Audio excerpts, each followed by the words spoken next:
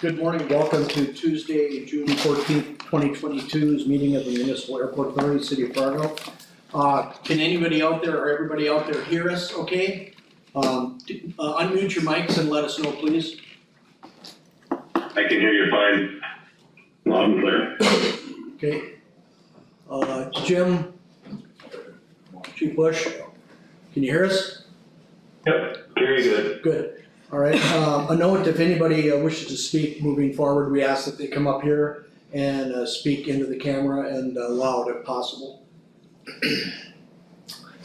First order of business, approve the minutes of the regular meeting, May 24th, 2022.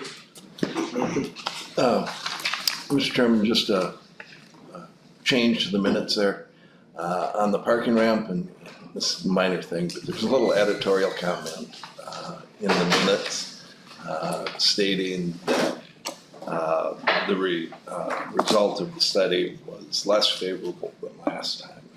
That seems to be a little bit editorializing.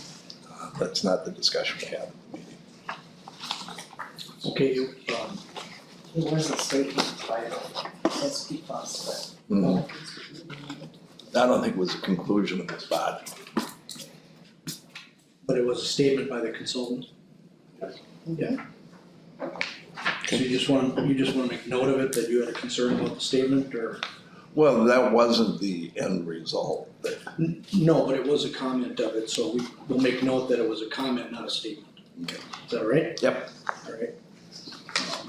With that amendment, a motion, Motion to approve. Second.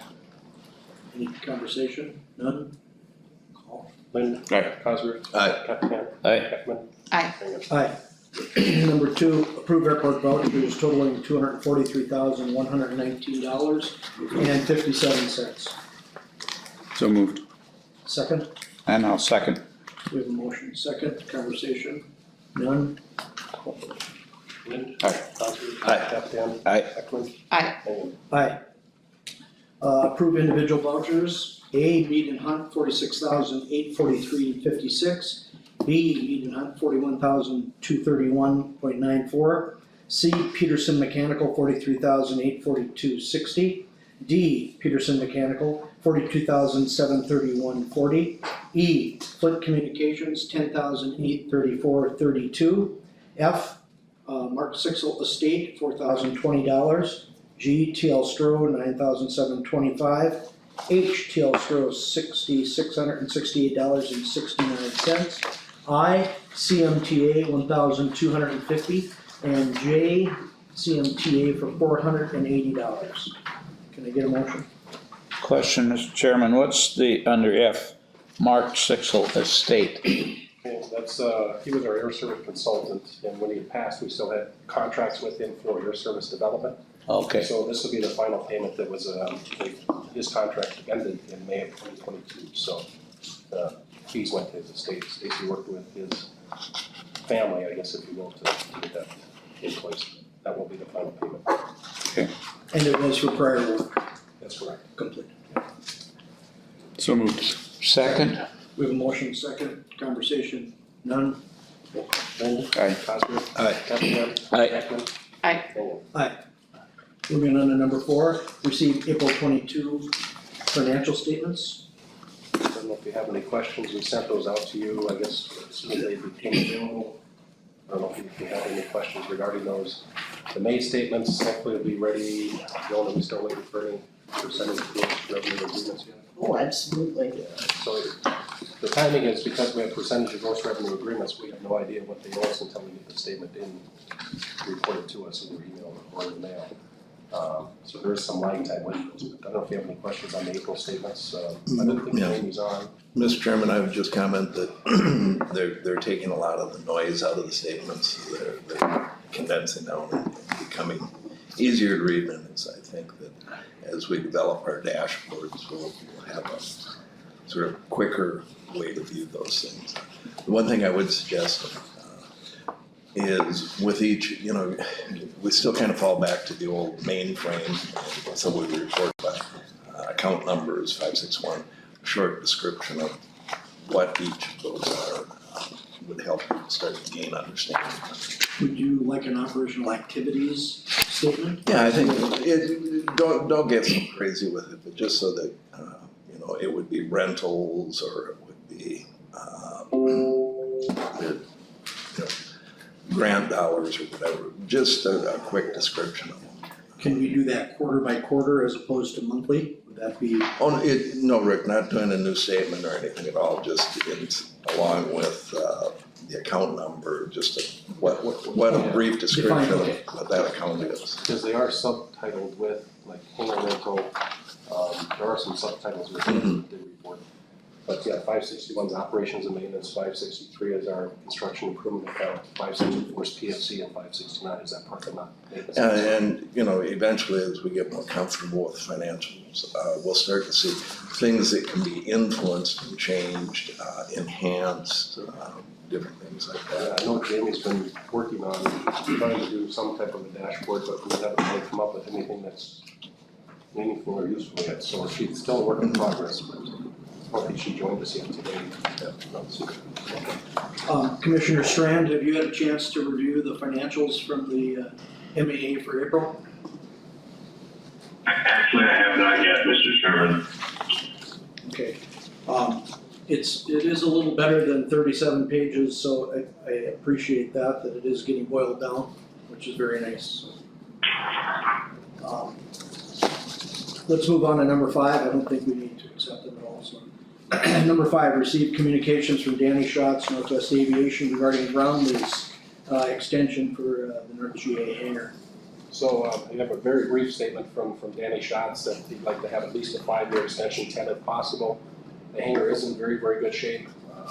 We have granted a couple of 10-year extensions to some tenants just because of the condition of their hangar. So I would not have a problem with the 10-year extension for his facility. It's in the Mark General Aviation area. It's a hangar that Paul Bernabucci constructed a number of years ago, and then Danny built one in the South J, and then they swapped hangars some years ago. His name is Nagel and Hamilton did years ago, but I would support a 10-year extension to their ground lease. Obviously, we won't have the increased rental rates as you approved at the last meeting in there, and we'll continue to state that the ground rental rate is subject to change at every anniversary date. So if we get to the 18 cents during that term, we'll decide, okay, what now should we go to after we get to the 18 cents a square foot based on what the market is. So, Can I have a motion? Mr. Chairman, I have a question real quick. Is that, I read it and I couldn't tell if it was in Dan Schatz's personal name or if it's in an LLC. I think it's in Dan and Diane. Is it their names? I think we'll get the lease. I don't recall offhand. Do you recall? I feel like it was in Northwest Aviation. Yeah, Northwest Aviation LLC. I couldn't remember. Oh, yeah, it is. It's right there. Northwest Aviation LLC. Roger that. Mr. Chairman, I make a motion to approve the 10-year lease extension for Northwest Aviation. Can I get a second? Second. Acceptance of a 10-year lease for Northwest Aviation. Any other conversation, communication? Do we do this with every hangar on the property? Like, is there a consistent, like, 5 or 10 year lease, or is there a certain date that they all come up, or is it all just They're all very random. scattered? Right, and the 5-year extensions typically could go to hangars that are a little bit older, might need a little work exterior. 10 years have been granted to those that are in pretty good shape. I think Francis Butler got one. Oh, help me out. Jeff Johnson got one. Jeff Johnson Dick got a Springer 10-year. got one. Dick Springer, so that's 3, this would be the 4th. Those people fly all the time. They're in great shape. Their airplanes are in great shape. They're very good representatives of the airport. So, in this situation, I'm comfortable granting something extended for being a good tenant. Okay, because typically they're 5-year leases, Typically 5-year extensions. extensions. Right. The initial lease can be anywhere from 20 years to 30 years, depending on how they finance it. Okay. And then there's opportunities every year to increase the rental rate throughout that lease term. Okay, thank you. We do have an underground fuel tank. They pay us 2 cents a gallon to the fuel foliage fee every time a load of Jet A shows up. They send us a check for their foliage fee in return for having an underground tank there. That'll Okay. continue. Okay. They're the only ones that have that, right? Other than Yes. The FBO on the south end. Oh, farther than that. Yeah. Can I get a second? Second. Second. Roll call. Lynn? Aye. Oscar? Aye. Captain? Aye. Aye. Number 6, receive communication from BE Airport Properties regarding assignment of lease and landlord agreement. This is for the cargo hangar that they constructed for Bemidji Aviation as part of the UPS feeder deal. Stacy worked with the crew and got this put together, so this is very typical if there's financing that's involved. And approval of this would be good. Motion. So moved. A second. Roll call. Lynn? Aye. Oscar? Aye. Captain? Aye. Hector? Aye. Number 7, receive communication from Enterprise Car Rental regarding ground lease extension for the South GA. So Julie has joined us from Enterprise out in Vermont this morning. So this is a South General Aviation facility. It's not within the fenced area. They continue to use it to service their rental fleet. And here a 5-year extension would be in order.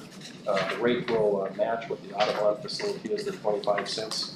That'll be one of the changes. Right now it was at 8. They don't want a 25 to match the commercial rate that's at Audubon.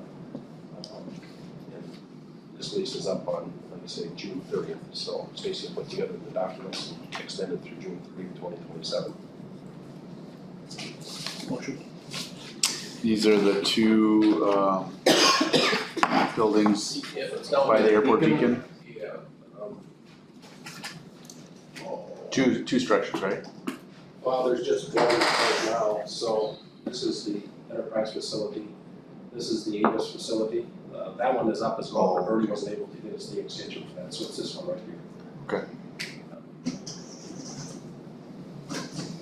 We use it every day, so. So moved. Second. Second. Discussion. Roll call. Lynn? Aye. Cosgrove? Aye. Captain? Aye. Heckman? Aye. Aye. Number 8, receive proposals for audit services. So we did the advertisement and received 2 proposals. One was from Brady Marks and one is from Ike Bailey.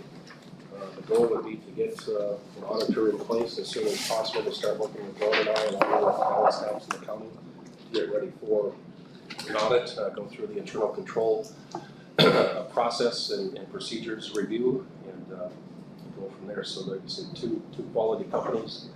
I'm familiar with both of them. There's a big range, I guess, in cost, in hourly. Up to 20,000 was one, I think, an hourly up to 60,000 for the others. So I'm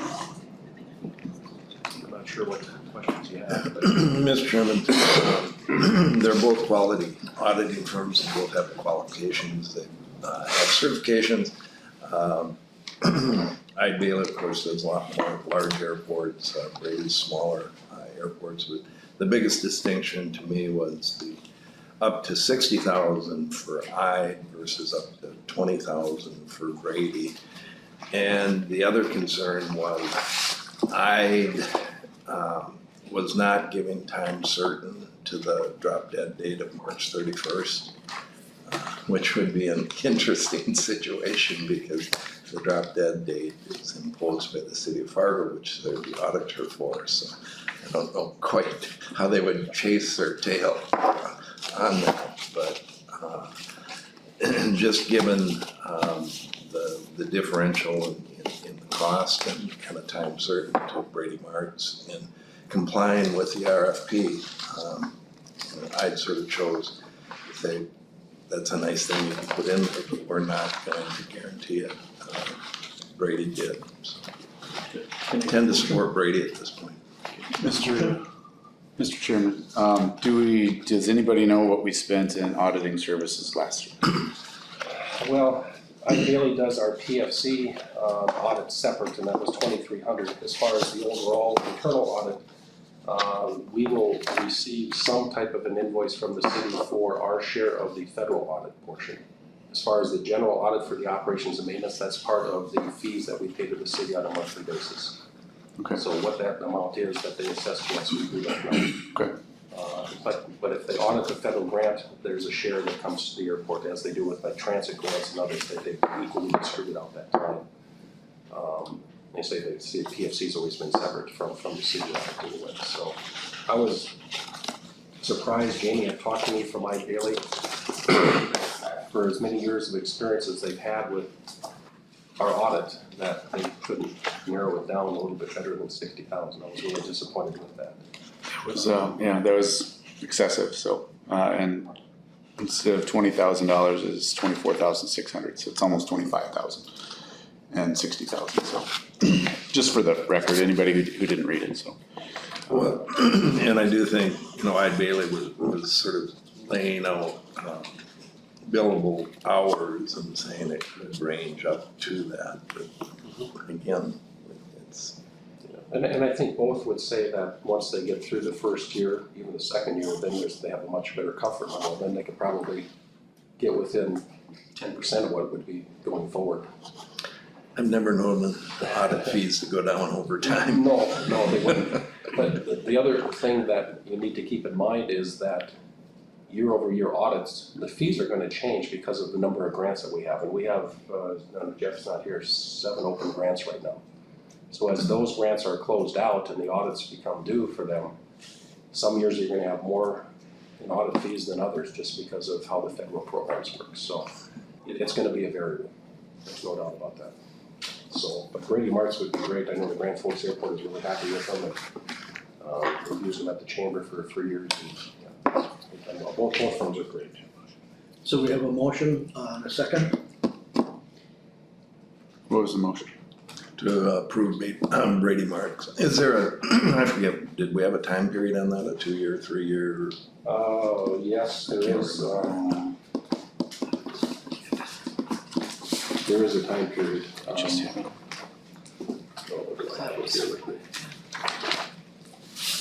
Mr. Chairman, Yes. I would like to abstain from voting for this motion because my daughter is employed at Bailey and I just don't want to conflict of interest. I'll find it here. Page 22. It's 3 years.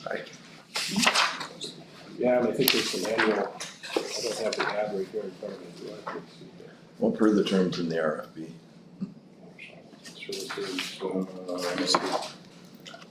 Okay, it's for year ending December 31st, 2022, with the option of auditing the airport authority's financial statements for the 4 subsequent calendar years, so it's a 5-year. Yep. Yeah. Have a second. Second. We have a motion and a second. Any other communication? Conversation? None? Roll call. Lynn? Aye. Cosner? Aye. Castleton? Aye. Beckman? Abstain. Aye. Moving to number 9, receive proposals from investment portfolio managers. We had 5 of those, and I think we boiled it down to 2, but I'd like another 2 weeks to review and visit with those 2 as well as our current manager. Mr. Cosgrove, would you help me with that? To do a review and talk to the city as well. Do you wanna have them come in and do a bake-off of the top 2, or? Well, actually, at this point, based on the conversations that we've had, we know we could actually go to a independent broker, Schwab, TD, Fidelity, wherever, and buy a tranche of treasuries right now at 3+% at no cost. So that would be a consideration as well.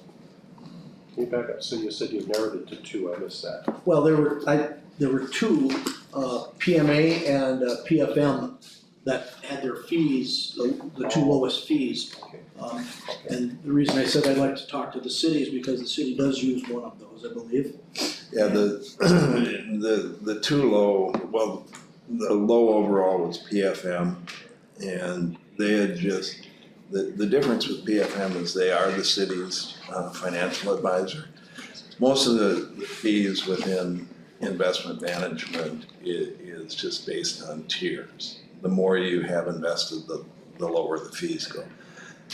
What PFM did, which is very advantageous, is that they will consider the city and the airport authority combined in setting their fees. So drops their fee to the lowest fee of their schedule at 6 basis points. It's not combining accounts in any way, shape, or form. It's just recognizing it being related entity and using that. So at 6 basis points, they were the lowest bid that was put in. Next came in PMA. I think it also uses US Bank Corp. And they had 8 basis points on the first 20 million and then 6 basis points over 20 million. So, you know, the basis points is the management fee that you're paying. And, you know, as I sorted through these, the others were, you know, not far off, 12 to 6 basis points, 12 and a half to 8. One was very high at 20 basis points, but you know, I would, you know, support going with PFM on the 6 basis points at this point. That we're going to expect them to do things beyond just going and do it yourself type, buying a bundle of treasuries and everything else.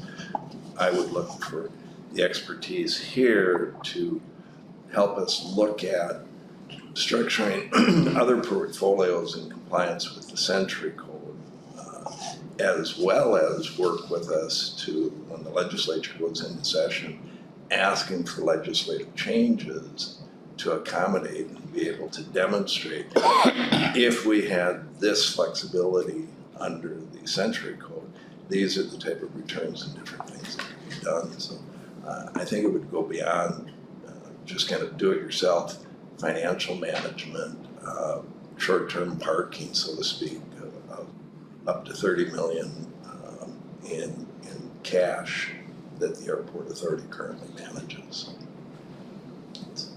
If you recall, I think I sent you out a communication early on in this process when we engaged Baker Tilly to see if they would be the entity to receive the proposals, analyze the proposals, and make a recommendation. And Mike Garrity's comment was, well, we'll do it for 5 basis points, but they chose not to submit. It was gonna cost them $10,000 to $12,000 to put a proposal together. He said, based on what you invest on under the Century Code, you know what it costs. So they chose not to, and they were gonna be here this morning. I know they're meeting with the city throughout the day.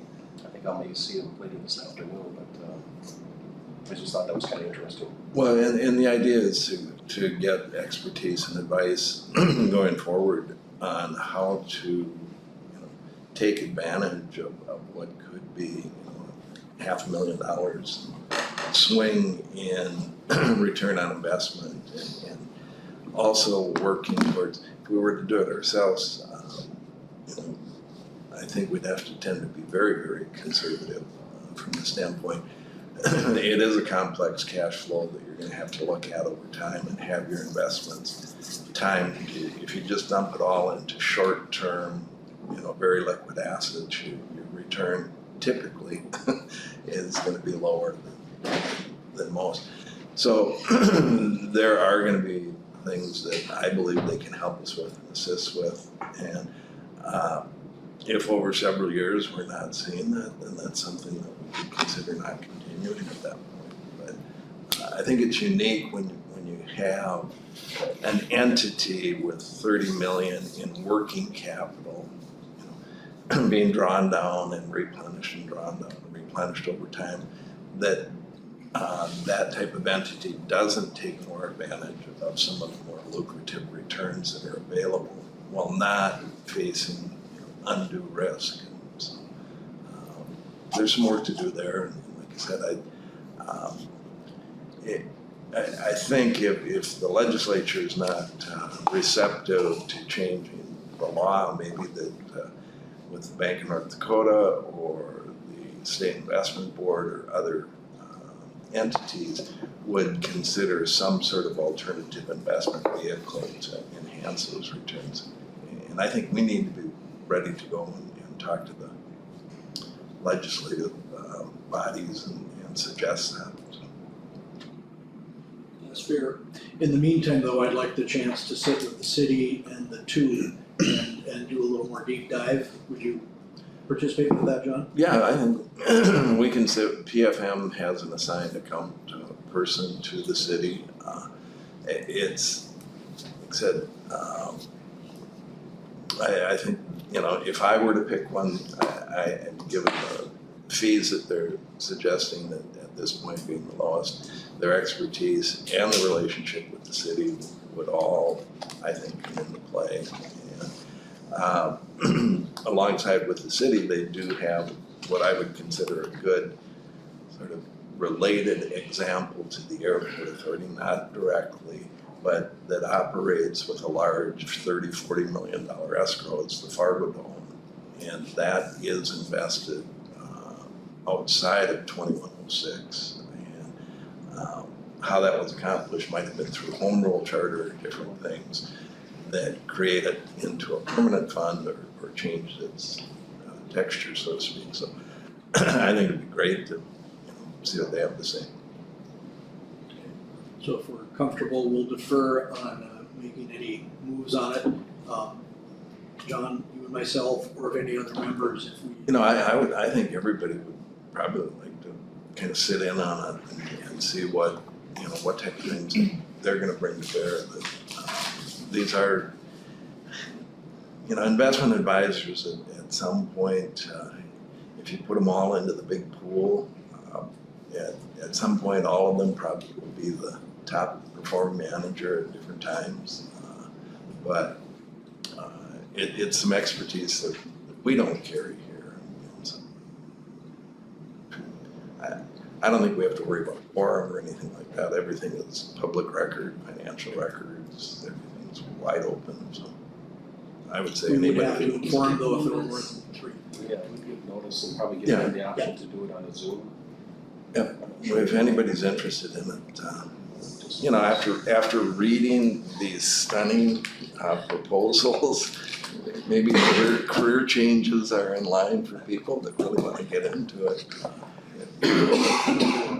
Bits of information that'll be coming forth here in the next month. Maybe at the end of the month will be the cash flow analysis and financial analysis for the terminal expansion. So what this put together, they're part of the meeting hunt team. So they looked at our financials and they're trying to figure out based on a $87 million expansion. It's probably going to be closer to $85 million.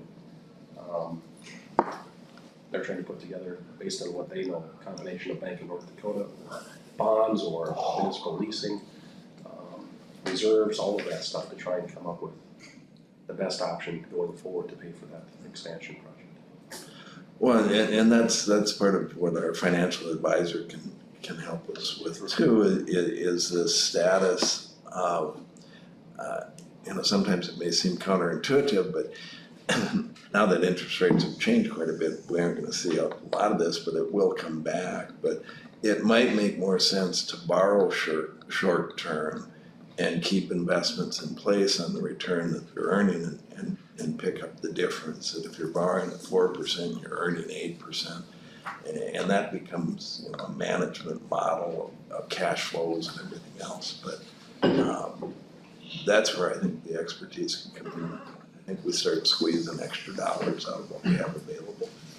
And I did verify with the Bank of North Dakota, this Kylie Merkel, that it is $40 million per political subdivision at 2%. So you can have multiple projects, but you can't exceed $40 million in borrowing from the bank.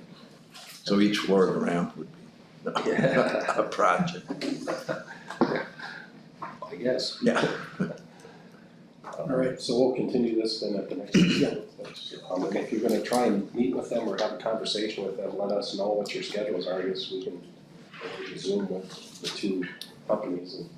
set that up. Yeah, I don't know if maybe Kember could help us out there. Get the PFM and our new finance person Might be involved. beneficial. Go from there. All right, let's move on to number 10, receive update on the new airport beacon operation. All right, so we've had great reports. I know that Mr. Lynn had asked for the assessment of the new beacon. And I got information this morning. So one of our employees lives 17 miles from the airport. And at night he can see the beacon now, 17 miles away, on the ground in a tractor. So I know Darren, Yeah, AC Yeah, Gas. the tower manager's been asking anybody flying from the southeast, and the new beacon is a lot more noticeable than the previous, so. I think we. I've not flown at night in a couple of months, so I haven't seen it since it came up, so I also can see it on the ground as well, but it's different when you're coming in for a landing and looking for it, so. I could see it pretty clearly from Oxford here the other night, you knew it was going, so. And I think it's set to 5 degrees, so you can see it from the ground, it's that good, 5 degrees up, yeah. So that's just an update on that. Number 11, discuss 2023 preliminary budget. Yeah, so as I start to put together the budget, I'm expecting a call, Mike Redliger and I will work together on a presentation, I think, to the commission to continue the request for the 2 mills. That's what I will put into the 2023 budget. There's been some developments at the commission meeting last night. They gave an immediate 5% raise to their public works and solid waste employees as a way to try and keep, I guess, employees or get employees hired. That was in the form today. Cass County, as Mr. Capitan knows, is looking at an 8.5% cost of living next year. So as we find out what the city, county, what they finally come to, we'll have to build in some type of a cost of living. We worked with Pro Resources. They put together a budgetary spreadsheet for us with the employees with all the benefits and everything to help with that budget process. So as you think about any ideas or anything for the budget, just let me know. Anything else? We just threw the 8.5% out because that's the COLA on a national scale. And from what I read, that 8.5% won't fly with 3 of the commissioners anyway. So we'll see. But, so we'll put that together, like I said, the 2 mills. Mr. Chairman, I would just comment, I think we're gonna have to all be very active and moving in this employment market to try and figure out what it is and hit the marks. You know, we've had fairly good luck with our airfield openings that we've had through Pro or Darren, I'm not sure we found it. We went on Indeed.com and we've had tons of people respond. What the city uses, this NeoGov, hardly anybody ever responds to it. So, and I mentioned that to Bruce Grubb and Redliger to do Indeed.com. And for whatever reason, we get responses. Where we're having the biggest problem is for Dan in the building side. How many times have we advertised and had people interview? We've done 2 months now? Yes. And we just can't get building attendants, custodians, whatever we call them. Because it sounds like work. It does. Nobody wants to work Someone anymore. accept and then leave, it is a night position, so I mean, there's rotating shifts, but I think those positions also need to be addressed sooner than later in terms of probably some type of a market adjustment, so we stay on par with if it's Stanford or other similar positions within the area. But we are following, we have matched, so our airfield equipment operators have always matched what Public Works and Solid Waste does, just to keep on par so we're not poaching employees. And I think at the next meeting, Darren, we'll work together with Darren here to put together something so that we can match that 5% for those folks probably immediately. I think it's, I don't know if they started on June 1st. The article says it was immediate, so my guess it would be a June 1st retroactive adjustment. So our pay scales match, and continue to match what Public Works does. It's gonna mess up all the work that was done by your TFC. Not necessarily. just between positions. And I think what's gonna have to happen is a sort of decoupling, informal decoupling, as people see within an organization where they kind of are plugged in. It's just gonna be a messy time here until things settle. I think what you're referring to is internal equity type situations, and where we're gonna struggle, and hopefully our mechanic sticks around for another year or 2. I know he's looking at going south and some different stuff, but that's gonna be the big challenge for us going forward, is finding an experienced mechanic for the equipment that we have. And what we're paying today, I don't think we'll be anywhere close to what we have to pay to find a qualified person going forward. We what's happened during COVID and companies we've worked with is they've got new hires that are at higher salaries than experienced long-term employees. And because of the push to hire very quickly during COVID and the rapid escalation of wages and so let's just hope employees will be understanding and that it's gonna take some time. There are gonna be goofy situations. Glad to see Cass County leading the way, so they can take the first round of bullets. We have a problem hiring people. We're still 22 down in the sheriff's department. So my intention would be at the next meeting is to work with Darren and get a spreadsheet together, at least to address the equipment operator situation and get that approved retroactive to June 1st. That's what the city's done, so we stay on par with that. So that'll be at the next meeting. All right, moving on to number 12, receive memorandum of understanding with the city public works. Okay, Ben Dow. Ben, are you on? Yep, I'm here, Sean. All right. You want me to introduce her, or you want to take it away? Yeah, go ahead, Ben. That's fine. I know Stacy's worked on it with Nancy Morris, but go ahead, Ben. Yeah, that'd be great. So this is something that, since I've come to be the Public Works Director about 12 years ago, has always been laying out there. And Sean has been kind enough to do some education with me on some of the shared utilities that we have that the Municipal Airport Authority has paid for the infrastructure to go in, but we're connected on both ends to create loops. And so based on the need and a desire to make sure those shared utilities operate consistently and the Municipal Airport Authority's portion that they own and operate, if it doesn't experience any issues, I brought this forward to Sean about a month ago in hopes of, and we had talked about it in the past, in hopes of getting something put in writing. And when this stuff was put in, it was worked together with the city, and I know there was a lot of discussions that were had, and so basically I'm not going to be around forever, and nor probably Sean, and so this is something that we're hoping that the authority will take a look at, and if changes are needed, we're really open to that, but it's just, putting it together so we can get a memorandum of understanding, so for the generations to come to know what happened and how we got here. Yeah, I know that the primary line, which is Exhibit A, the sanitary main along with the water main that went along Drain 10 from 32nd Avenue to 40th Avenue, that's on the first exhibit that you have. I know that was a city project. It helps us create that loop that's out there. Some of the other exhibits, I'm pretty certain, and that Jeff Klein were here, John Scraper from Meat Hunt, that the airport authority paid 100% of the cost of some of the other items that are shown here, but what, like I say, Ben is looking at is it's a system, so if part of ours fails, it may impact some of those folks that are outside of the fence. But what I think we need to do is probably refine some of the things around Fargo Jet Center, our North T Hangar area, that I know that some of that is federally funded, and some of those hydrants that are shown may be private hydrants as well. They were put in as part of the construction by the hangar, so we've got a little bit of work to do on some of the maps. But the overall consensus and idea here, I think, is well supported.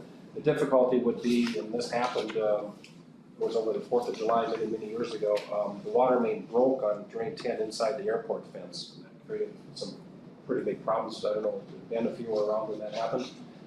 But Yes. there are situations there where we may not be able to find a contractor. We may have to call the city to come and assist with an emergency repair like that, or vice versa. So I think we're headed in the right direction here, and we'll continue to work on this and bring it back for final approval. And if you have any questions or anything else. Yeah, that would be great. Okay. And Ben, just on our previous discussion, when is that 5% going into place? Is it June 1st? So it goes in on our next payroll, which started on Monday. So looking at the calendar here, that would show up on their next payroll of, yep, you're exactly right, June 1st. And I can provide you with everything, all the documentation. That came forward pretty fast.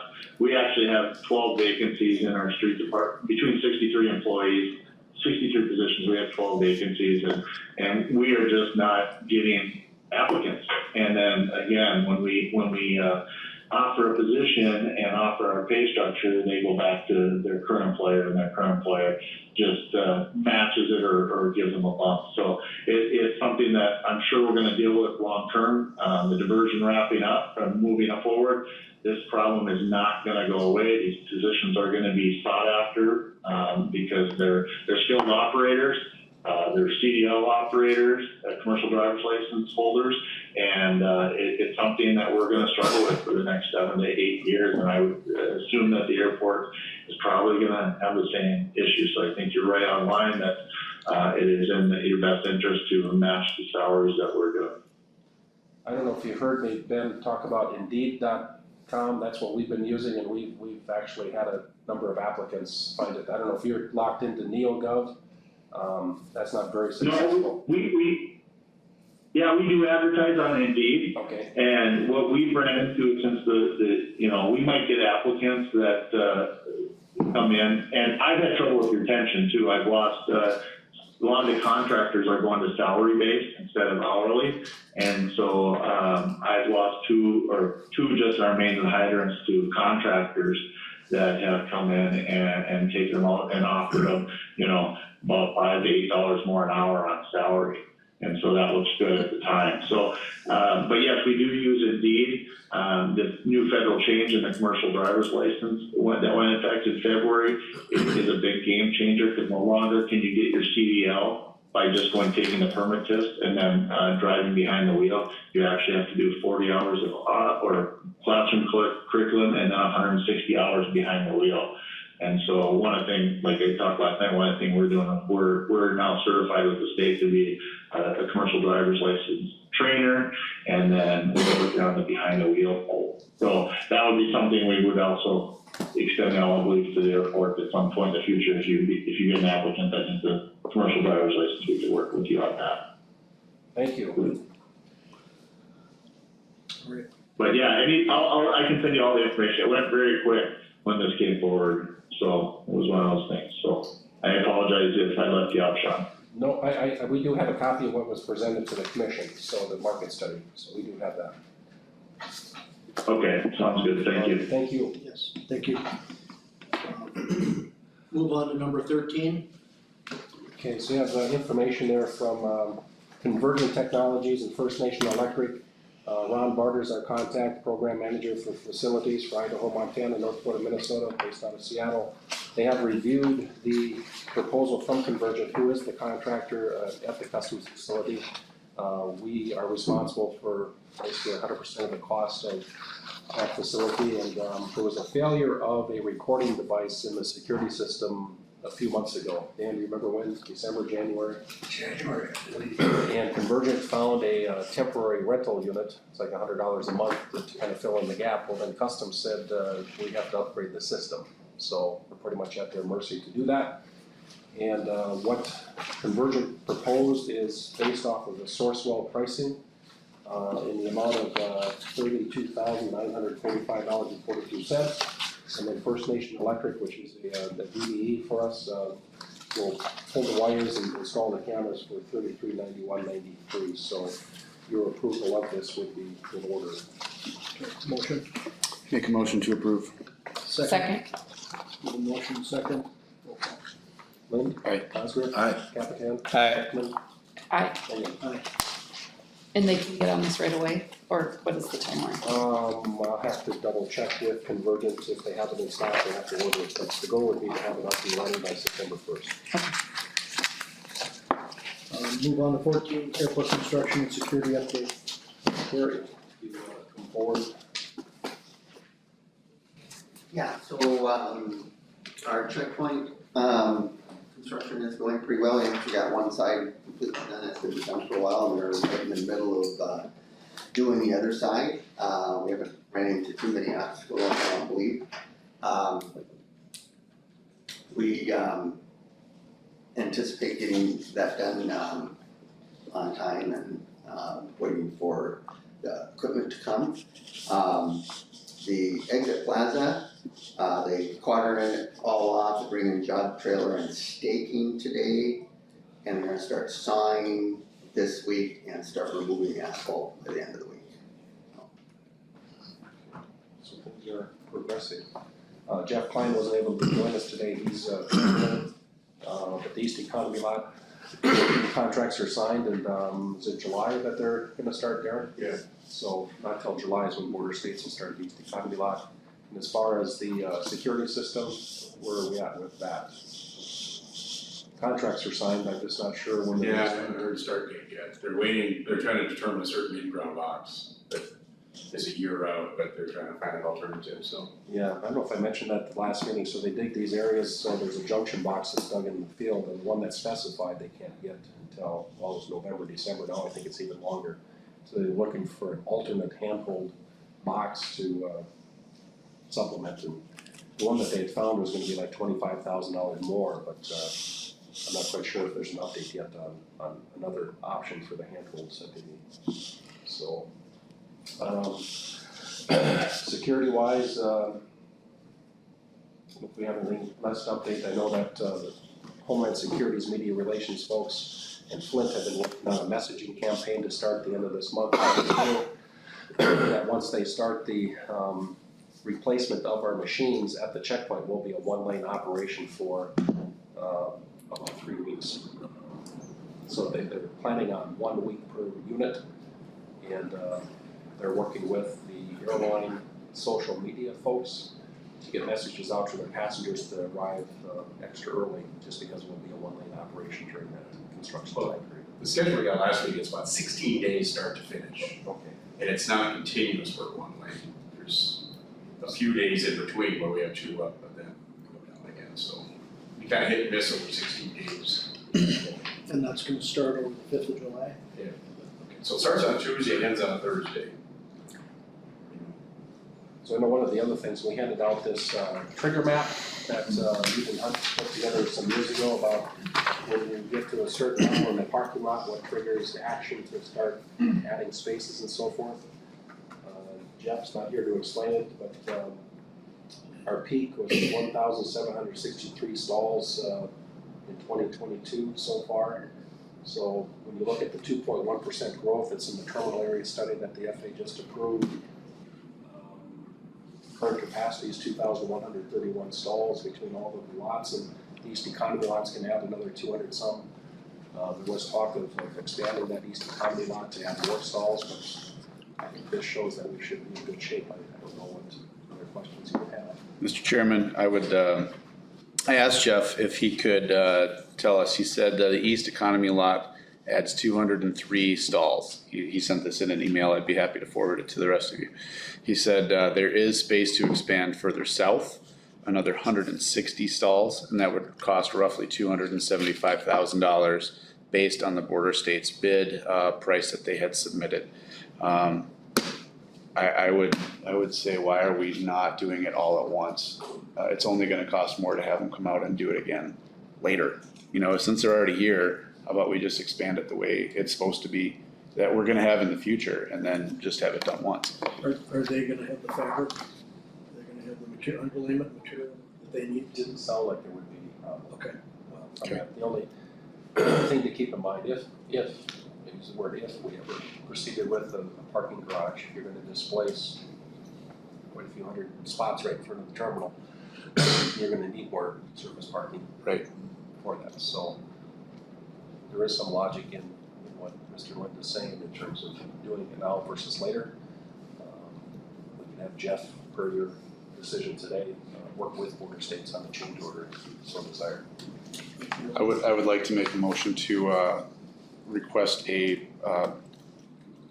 bid change for expanding the stalls to all 100, to add all 363 slots. For a total of 363 stalls. Yep, I'll second that. Any price limitations or they've talked with the contractor, are they comfortable with the price? Also, nothing's changed, I mean, we can bring that back to you, but I'll have Jeff, when he gets back, engage him, get more updated. We had a pre-con meeting last week, and it was brought up, and there will be a slight increase just because of oil prices, but. Sure. Now, keep in mind, we're also gonna gain additional spaces next year, so when the exit plaza is done, there's a project next year that will remove where the existing exit plaza is and turn that into surface parking and expand the lot. And I forget the number of. It was like 140 spots that we were gonna get from that, so. So, But based on this map, it's only gonna get worse, you know, so our parking is only gonna get more scarce, so I think if we invest in it now, we kick the can down the road a little bit. Mr. Chairman, are we comfortable that it's not, we don't want them to delay the whole project if this is gonna cause a delay, so. don't think it will.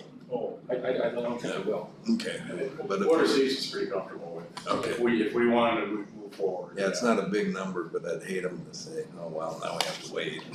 Right, sure. So, All right, motion and a second.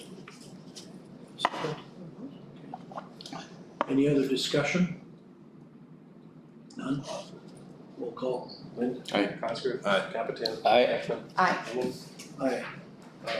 Just some miscellaneous things, at our next meeting, I would plan on a minimum of an hour and a half. I think we'll definitely keep it under 2 hours. The majority of the meeting will be a presentation by Lee Hunt on the 3 concepts, if you will, for the terminal expansion project. So they're gonna spend quite a bit of time on that. I think they will also spend some time on the pros and cons of doing construction management at risk versus an architect with the 3 primes options, the 2 different bidding options. It would be their desire that after the meeting on the next meeting is that you would approve one of the 3 concepts that they're going to present, which will allow them to continue on in their process. We can then schedule public meetings and reviews of what we're looking at doing here. And then hopefully start the process of then getting an architect on board and then going from there. So their goal would be is for us to have an architect on board. I don't know, Terry, maybe you know this September, October timeframe, maybe even earlier, so that we can get the plans and specs moving forward for the expansion project. So that'll be at the next meeting. Can you repeat the 3 concepts that we're gonna cover? It's 3 iterations of an expansion project and how they will not only modify the existing terminal, but what it could look like. There's 3. Darren and I have looked at them. We've given them our thumbs up on one of them, which really transforms the entire passenger terminal. I think you'll like what you're gonna see. But there'll be 3 concepts that they'll present in terms of how they lay it out for concessions and restrooms and gate areas and so forth. Okay. Yep. That'll be next. Just an update, so Sioux Falls Board met in a special session on June 9th to move forward with their parking garage and walkway and the roof. It was a little over $52 million plus engineering and architecture, so they're gonna do that somehow. May was our 2nd busiest May on record, does that sound right? I think it was our 2nd busiest May on record, so we had a pretty good month, but yet at the same time, we're losing lots of flights. Our Orlando flight yesterday was canceled. People here, there was a bunch of volleyball players trying to get to Orlando, and we had flight attendants. Our Dallas flight, full outbound, it was canceled. They didn't have flight crew yesterday. Los Angeles flight a couple Saturdays ago, which is our first Los Angeles flight on the Legion for the season, canceled. No flight crews. I came back from Seattle last week from the AAA meeting, and that's basically all that we talked about was the pilot shortage. So it's not getting any better soon. It's going to get worse. Is there a flight attendant shortage too? Depends on which airline. The regionals are really getting beat up. We had a lot of students at our event, but the big message is the pilot shortage is real, and it's worse now than it's ever been, and it's going to get worse. So United filed just in the last week to drop another Chicago flight for us, so we'll be down to basically 2 United flights to Chicago. They were at 2 to Denver or 3? 3 to Denver now on United. So American is down to 2 to Dallas, 2 to Chicago. Typically they'd be 3 or 4 to Dallas and probably 3 or 4 to Chicago if they had pilots.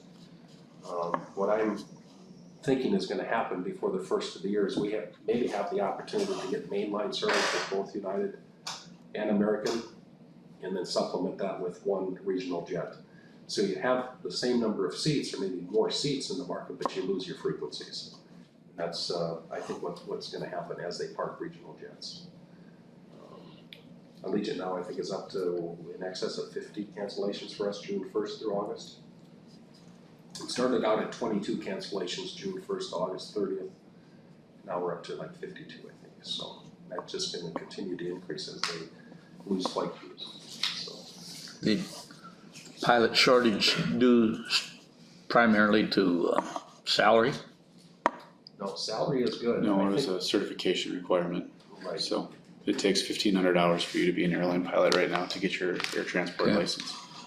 And it So- takes years to do that. When mom and dad take their son or daughter to a UND, Ohio State, or Embry-Riddle, they say, okay, you're looking at being a commercial airline pilot. And they look at the debt at the end of the road, because they're charging, now I think UND's well over $200 an hour when the prop is turning. Some of the schools, Western Kentucky, Eastern Kentucky, Western Michigan, were at $180, they're going to $235 an hour. It's about $150,000 to get an aviation education right now, and you're gonna make $30,000 when you get out. So, and it takes, from the day that you start UND, it's about 7 years before you can get an airline job. Six years if you do it quick. Yeah. So, it's not a fast turnaround. It's gonna be a challenge for us, unfortunately. Hopefully we feel better than others. We are still designated a small hub airport by how many? We were like 10 from the bottom. We're 10 up the list now, but. So we've moved up and continue to maintain a small hub status, so. I don't think I have anything else. I sent you the email yesterday about the 4 incidents that happened since Friday, so the full moon definitely created some havoc here. I don't have any follow-up, I guess we don't have the police report yet from the 2 incidents, but yeah, that was quite a deal yesterday afternoon. So 2 aircraft damaged, I'm sure they're totaled, I would guess. But we'll see. One belongs to Titan Machinery, who they just returned, brought their employees back from a trip, and they had lots of trips planned, so I'm not sure how their insurance company works with keeping them flying. So it's a mess. We'll let you know as we hear more. Anything else for the good? Meeting adjourned.